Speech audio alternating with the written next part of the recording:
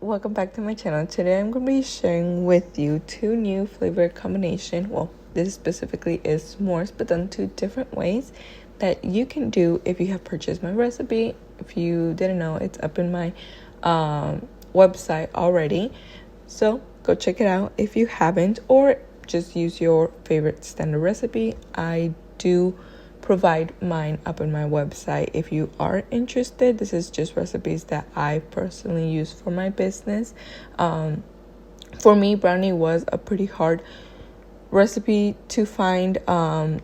It's not something that I used to sell before due to I never found something that I felt like was it was good, but I've always said there's a difference between being good and just enjoying for your family, and then another thing is being good where I think it's like business quality type, and I think I've definitely nailed that. I would say my number one tip after trying so many recipes is if your recipe is calling for too much flour and cocoa powder, it's already like a red flag. Or personally, I love a fudgy brownie, so when the recipe has more portion of melted chocolate, it's like it's gonna be good or better. So this is just a little bit of my work that I've done in the past using this recipe, like even before I left. If you didn't know, after I had my son, I took a break from my business, and but I used to do this full-time as a business. So let's get straight onto it. You just want to prepare your brownie mix. Like I said, you can purchase mine, you can use your, if you already have a favorite one, use yours. I go ahead and line my baking sheet, and this is a 9-inch. That's personally what my preferred standard size is when selling in slices. I think it's the perfect size. Okay, so you want to go ahead and add it on there, and then I do line it with parchment paper just because we are going to be adding meringue to this one, so I like to add it all over the sides.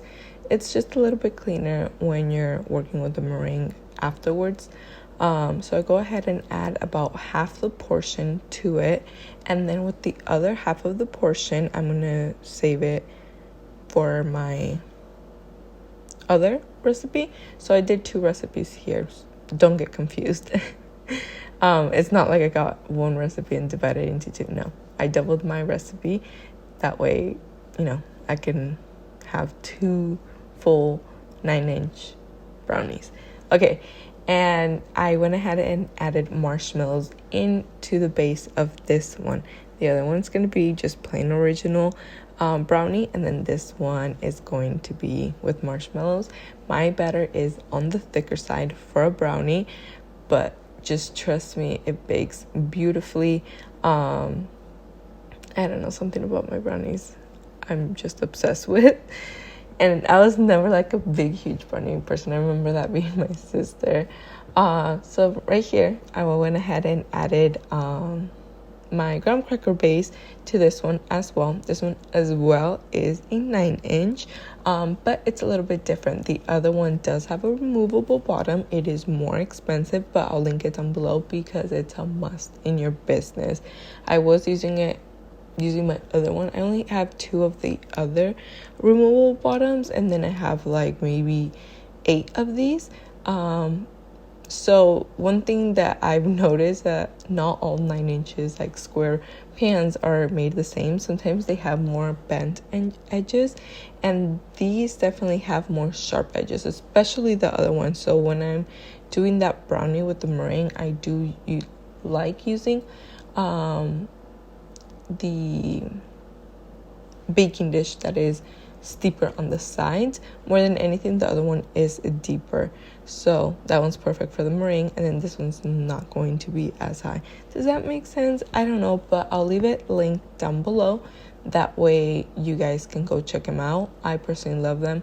It's pans that I've been using for a while now, and like I said, when you've been testing out so many baking dishes and things throughout the years. I've been baking since I was 12, so I've seen them all pretty much, and there's like favorites that you choose that are like, oh no, it bakes differently, or if they're like lighter color, they'll bake differently.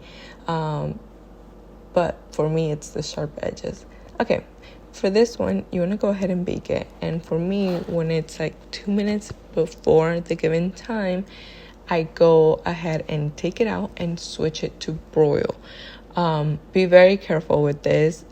Yes, this video is edited, but I'm going to leave it on here, and I'm going to show you obviously what happened to mine, and how I was able to save it. And so I went ahead and added some mini marshmallows and then just some graham crackers, and I popped it back in the oven, like I said, on the broil section, and I left it for too long. You literally just need 40 seconds on there. So what I went ahead and did, because obviously I didn't want to throw my whole brownie, like my brownie was still fine, it wasn't burnt, it was just the top of it that was burnt, and it was only like on one side, but I went ahead and removed it. There was still like a little bit of layer of marshmallow, but I didn't go any steeper because our brownie is a little bit jiggly in the middle. You know, it's not set, hasn't been in the fridge, and I didn't want to destroy it. So I just went ahead, left it alone, and I literally put it back for maybe 45 seconds. I didn't want the marshmallows melted. That was not the idea that I had in my head. I just wanted them to look kind of toasty by the time I added my chocolate drizzle. So that's how I went ahead and decorated it. I literally just added some drizzle, vice versa on both sides, just to create like a little crisscross look to it. This is just pure semi-sweet melted chocolate chips in a little bag. My little tip was a little bit small, so I was going pretty slow. But that's it. It's nothing like a dipping chocolate or anything like that. And then I do pop this in the fridge before doing all this and cutting it for about at least 6 hours. You do want your brownie to be completely set. Obviously, before doing this, I did not go ahead and decorate it right away. And that is my version of a s'mores brownie. This is my staple s'mores brownie. This one I will have throughout the whole year. I'll bring it back on flash sales like all the time.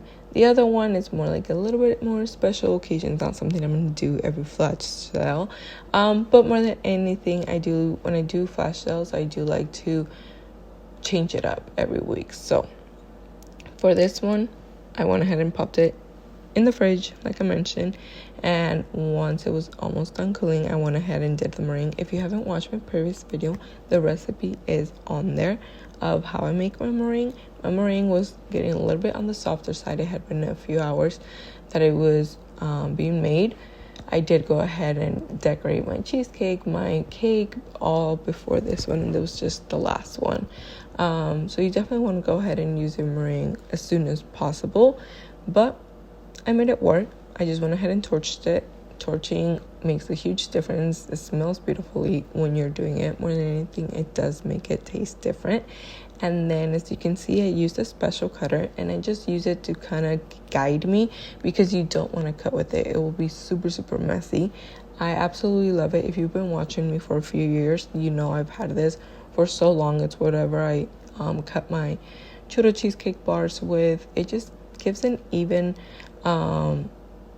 bar for every single time. So I definitely do recommend it. I purchased it off Amazon. I'll leave all the links down below if you want to go ahead and purchase something that you saw in my video or anything along the lines. For this one, I just went ahead and drizzled a little bit of more chocolate, and that is it. Here's brownie number 1, and then I'll be sharing, you can see that number 2 in a little bit. I hope you guys enjoyed this video. If you did, don't forget to subscribe. If you're new here, I know I don't post every single time in English, but I'm doing my best to always have the English and Spanish version as well. I know a lot of people have many questions of how much I give them. I give it for $12, which to a lot of people that might seem a lot. I personally do not have any problem selling them at all, believe me. More than anything, you have to keep in mind, yes, there's other people that I personally see that sell them $3 to $5 a slice. One, sometimes, most of the times, they're a little bit thinner, and it's just a plain brownie, right? Or with crushed Oreos on top. This one, you're doing more to it. More than anything, it's 100% from scratch, from top to bottom, everything.